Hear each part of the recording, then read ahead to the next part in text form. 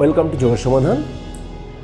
हम नेक्स्ट एक डिजीज़ को लेके आपके सामने लेके आए हैं, वो है एडिनोइड। बहुत से बच्चे इस एडिनोइड से परेशान रहते हैं और बच्चे जब छोटा रहता है या छोटी रहती है उस टाइम ये पीडियाट्रिक एक डिजीज़ है, इसको एडिनोइड बोला जाता है। एडिनोइड एक लिम्फेटिक टिश्यू है या लिम्फेटिक नोड है।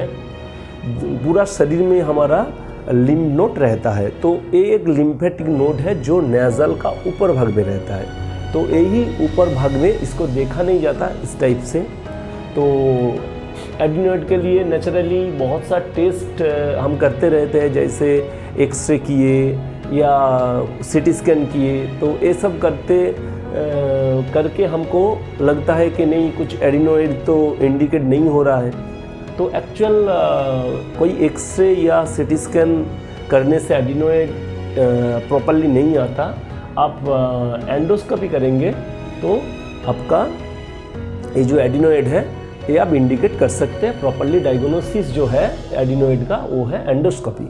एंडोस्कोपी से एडिनोइड को आप देख सकते हैं, या एंडोस्कोपी से ये एडिनोइड कौन सा स्टेज पे है, स्मॉल है या मीडियम साइज का है या बिग लार्ज साइज का है, वो भी आप देख पाएंगे। जो स्मॉल साइज का जो एडिनोइड है वो नेचुरली कुछ होम रेमेडीज़ या कुछ आप घर का कुछ नुस्खा या कुछ उसको कोल्ड एंड कफ मेंटेन या कुछ थोड़ा थोड़ा कुछ मेंटेन करने से, या कुछ नेज़ल ड्रॉप हो गया, कोई नेज़ल क्लीनिंग हो गया, ये सब कुछ करने से वो एक्चुअली मैनेज हो जाता है। लेकिन मीडियम एंड लार्ज लेवल का जो एडिनोइड है उसके लिए एक्चुअल सर्जरी का ज़रूरत होता है। लेकिन वो भी एज अ कंडीशन है, कंडीशनल हम देख के उसको बताते हैं कि ये सर्जरी का ज़रूरत है कि नहीं। लेकिन नॉर्मली हम चाहते हैं कि आप नेचुरली उसको ठीक करें। जब एडिनोइड का कुछ इश्यूज़ आपको आ रहा है तब भी आपको स्टेप लेना है। वो स्मॉल साइज का है तो आप इजीली उसको मैनेज कर सकते हैं।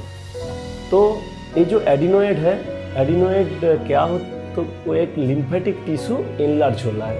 Increase in lymphatic tissue behind nose. Behind nose पे एक लिम्फेटिक टिश्यू रहता है जिसका नाम है एडिनोइड।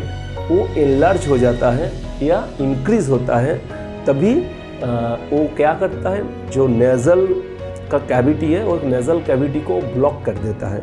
नेज़ल कैविटी को ब्लॉक करने से बहुत सा प्रॉब्लम आएगा, जैसे ब्रीदिंग प्रॉब्लम आएगा, उसका ऑक्सीजन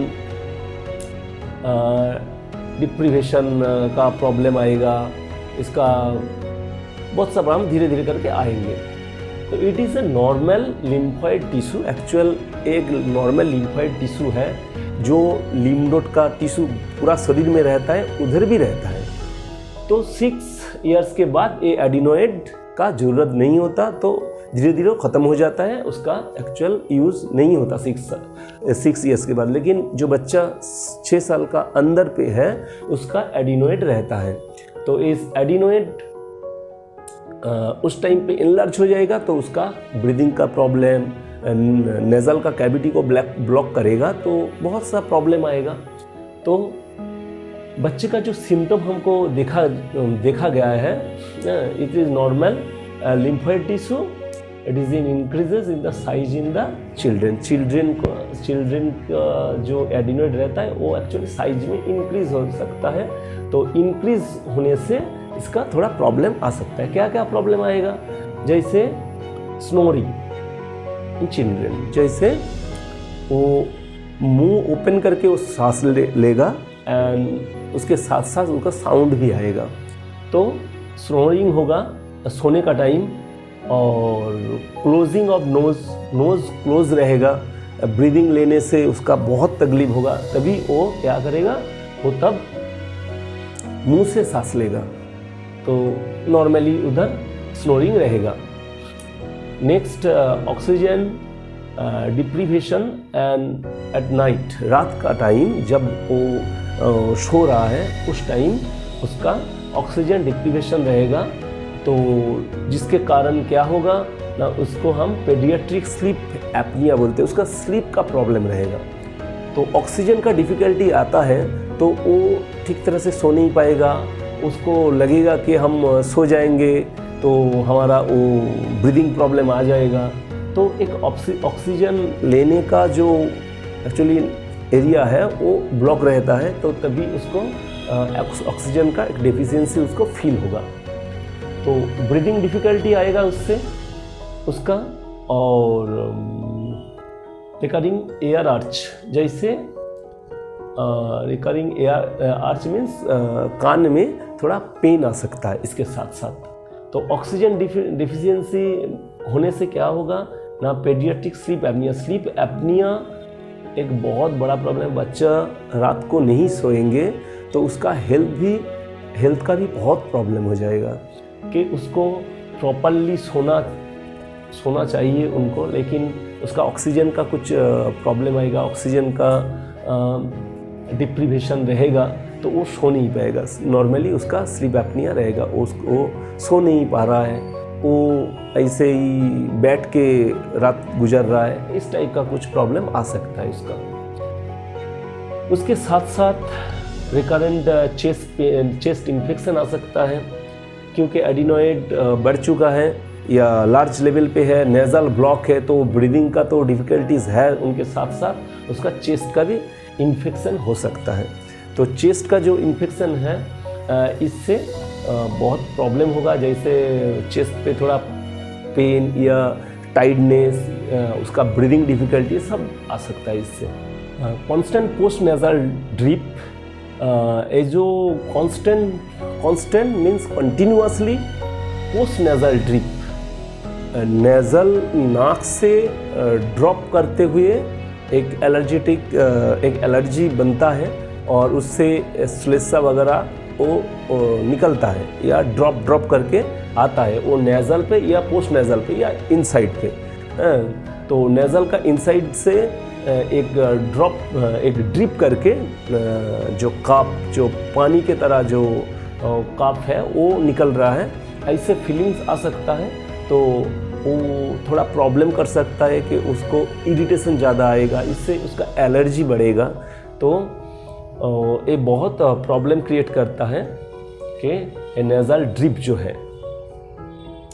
यूस्टेशियन ट्यूब ब्लॉक, तो जब एडिनोइड का जो हमारा लिम्फेटिक ग्लैंड है, ये लिम्फेटिक नोड है, वो जब बढ़ेगा, उस साइज पे जब बड़ा हो जाएगा या इंक्रीज होगा, तब क्या करता है ना, यूस्टेशियन ट्यूब को ब्लॉक कर देता है। तो ये जो ट्यूब है ये एक्चुअल एयर टू नोज इसको लिंक करता है।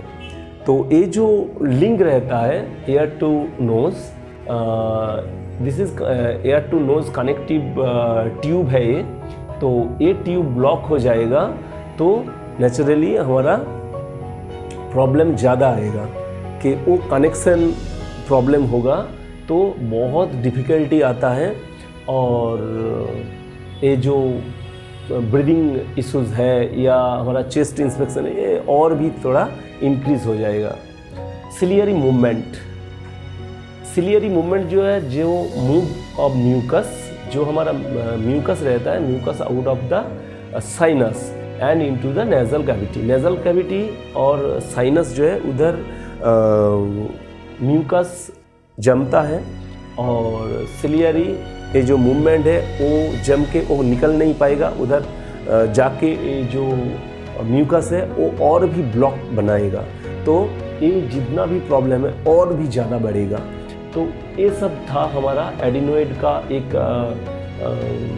प्रॉब्लम जो कॉजेज़ है, तो जिससे एक एडिनोइड से कितना एक करके प्रॉब्लम आता रहेगा, जो बच्चे का नॉर्मल जो लाइफ है उसको बहुत इरिटेट करेगा और वो धीरे धीरे करके उसमें एंजाइटी या अनसेटिस्फेक्शन लाइफ लीड करेगा वो, और स्लीप एपनिया रहेगा तो उसका और भी बहुत प्रॉब्लम क्रिएट रहेगा, क्योंकि स्लीप अच्छे से बच्चे का नहीं हो रहा है तो उसमें इरिटेशन या इंडाइजेशन, जो हमारा गट हेल्थ है उसका भी थोड़ा, उसका ऊपर भी बहुत ज़्यादा प्रभाव पड़ेगा इसका।